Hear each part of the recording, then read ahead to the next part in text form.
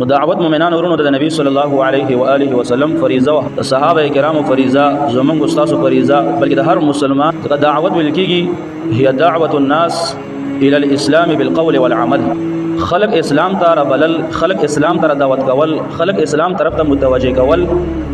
په خبرو سره د خلی په خبرو سره په بیان سره او درنګ په عمل سره د شوای چې د دعوت دوه قسمه دي یو قولی دعوت دی او بل عملی دعوت دی قولی دعوت دا چې د خلی سره تعلق سدي چا د خبره د اسلام کې چا د اسلام حقانیت بیان کې او عملی دعوت دا چې د اسلام باندې ته عمل وکې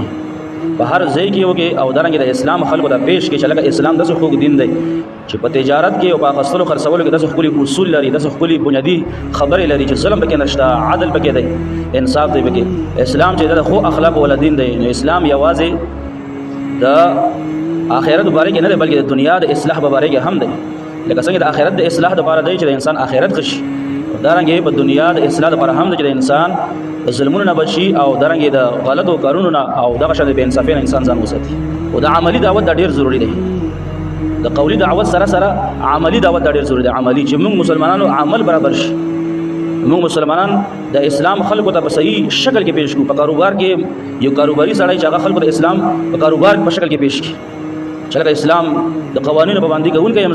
زه دوکان نه کوم زه فراډ نه کوم زه غش نه کوم میلاوټي نه کوم